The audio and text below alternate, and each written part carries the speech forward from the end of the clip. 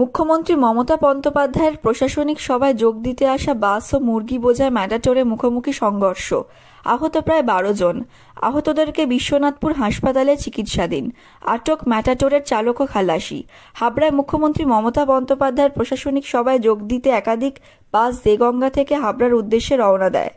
দেগঙ্গা থেকে কিছু বাস ছেড়ে আসার মুহূর্তে বাস ও মুরগি বোঝাই ম্যাটাডোর মুখোমুখি সংঘর্ষে আহত প্রায় 10 থেকে 12 জন। তাদেরকে উদ্ধার করে বিশ্বনাথপুর গ্রামীণ হাসপাতালে ভর্তি করা হয়েছে।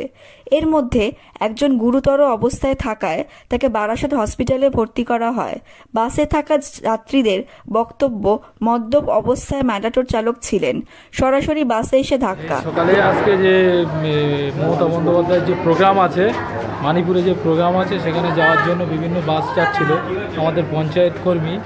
তো বাসে সবাইকে তুলে দেওয়ার জন্য বিভিন্ন ব্যবস্থা করছিল।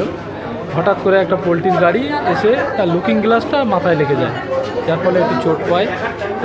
প্রাথমিক চিকিৎসা বিশ্বনাথপুর হসপিটালে দেখানো হয়েছে। এখন এখানে বাসে তুলে দিচ্ছিলাম লোকজন, আমিও সরকারি পঞ্চায়েতের স্টাফে, আর পিছন দিয়ে গাড়ি এসে এখানে বাসে সব ওই জল টল সব যারা এসে তুলে দিচ্ছিলাম, আর পিছন দিয়ে এসেই মেরেছে। আমি নিচে দাঁড়িয়ে